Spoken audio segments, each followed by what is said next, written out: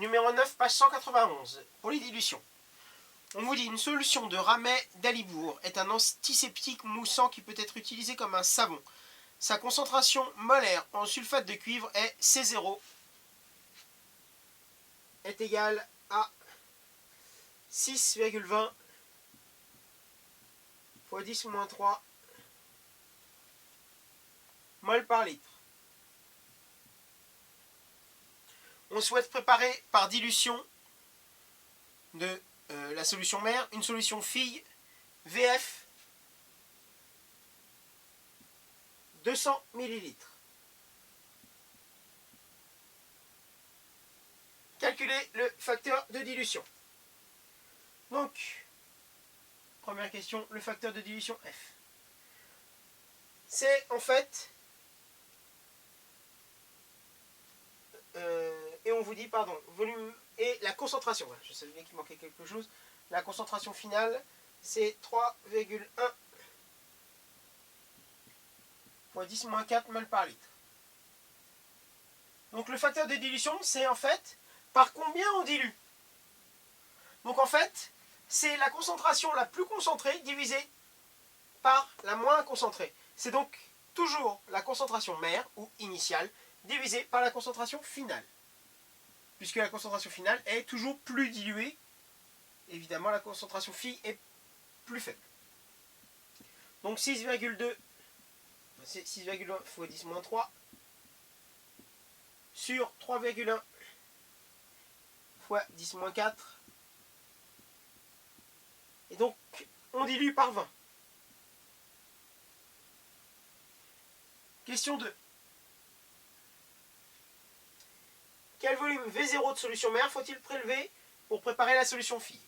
Alors, en dilution, toujours, le nombre de moles que je vais prélever dans mon petit échantillon de solution mère, pas évidemment toute la solution mère, mais le volume que je vais prélever, il contient un certain nombre de moles, et ces moles-là, je vais toutes les mettre dans ma fiole pour les diluer. Ça veut dire que elles sont présentes. Donc même si je rajoute de l'eau distillée pour diluer la solution, mon nombre de moles, lui, il est toujours le même. Il est présent. C'est pas parce que je rajoute de l'eau qu'il va changer. La concentration, elle va changer, elle va être plus faible justement. C'est le principe de la dilution. Mais lui, le nombre de moles reste constant, c'est le même. J'en ai prélevé et je vais rajouter de l'eau avec, c'est tout. Donc, le nombre de moles initial prélevé est égal au nombre de moles final dans ma solution. N0 est égal à NF. Je vous ai dit que vous deviez absolument savoir par cœur que N est égal à C fois V, puisque vous savez que C, c'est N sur V. Donc, on va remplacer. Ça fait C0 fois V0, multiplié par CF, VF. Et on veut le volume de solution mère à prélever. Donc, on veut V0. Voilà. Donc, C0 va passer en dessous. V0.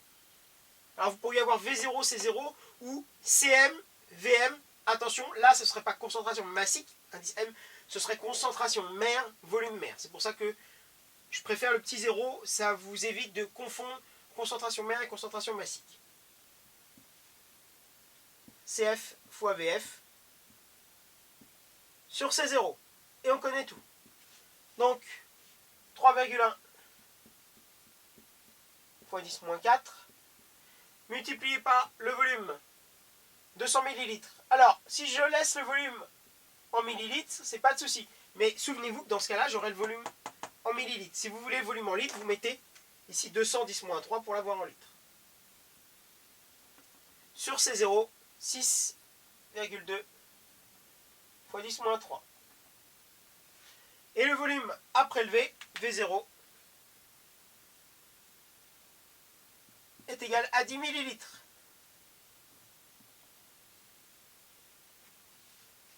Voilà. C'est normal.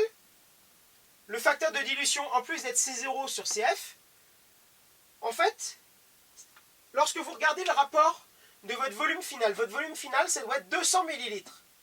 Et vous prélevez 10 millilitres de solution mère. Donc, pour atteindre après 200 millilitres, en fait, vous allez, ce volume-là, c'est 1/20 de celui-là. On dilue bien par 20.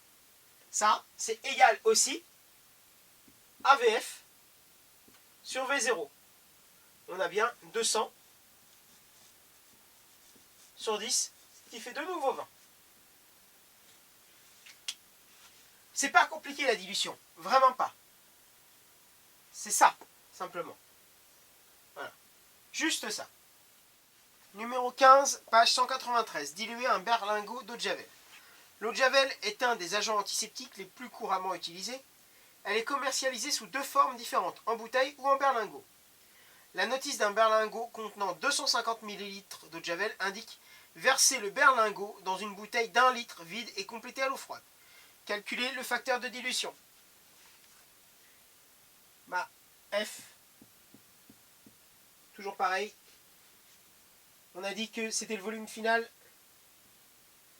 sur le volume initial. 1 litre. Et on a pris en fait 250 ml, donc 250 10 moins 3. On a donc dilué par 4 puisqu'on a multiplié le volume par 4. On a mis 4 fois plus. On a un volume 4 fois plus grand.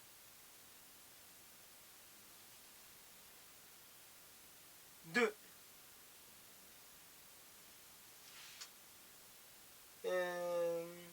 Le berlingot a une concentration massique égale à 152 grammes par litre en chlore actif. Calculez la concentration massique en chlore actif dans l'eau de javel préparée dans la bouteille. Globalement, on a dit que le facteur de dilution c'était aussi C0 sur CF. D'accord ? Donc, ce qui était le plus concentré sur ce qui était le moins concentré. Alors, attention. Pour calculer des facteurs de dilution, vous pouvez aussi prendre des concentrations massiques. Par contre, pas pour calculer des volumes à prélever. Puisque c'est le nombre de moles qui se conserve. Donc, la concentration initiale, on veut la concentration finale. La concentration finale, c'est la concentration initiale divisée par F, donc, je les échange. On a 152 grammes par litre divisé par 4. Donc, effectivement, on aura une concentration 4 fois plus faible, puisqu'on a dilué par 4. Donc, on n'est plus à 152, mais on est à 38 grammes par litre. Voilà. Question 3.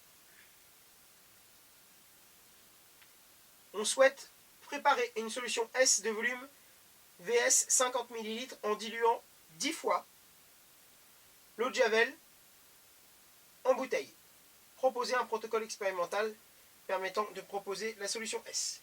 Donc, on veut VS égale 50 ml.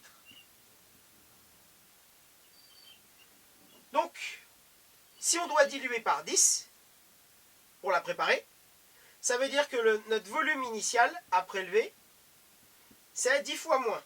Donc 5 ml, puisque le facteur de dilution, F, c'est le volume final, donc VS, ici, 50, divisé par le volume initial, donc 50 sur 5, ça fait bien 10. Donc on doit prélever 10 fois moins. 1/10 du volume final qu'on veut.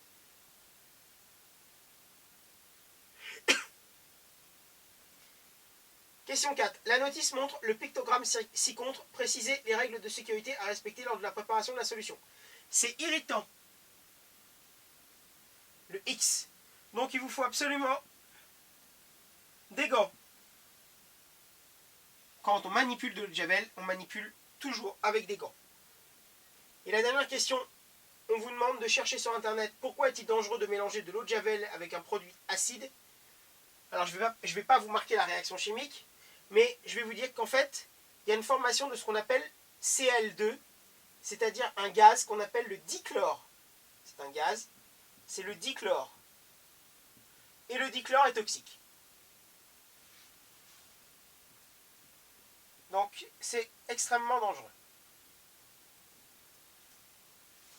Si vous voulez en savoir plus, vous irez chercher sur internet, mais vous avez une formation de ce qu'on appelle le gaz dichlore. C'est un gaz avec des fumées verdâtres.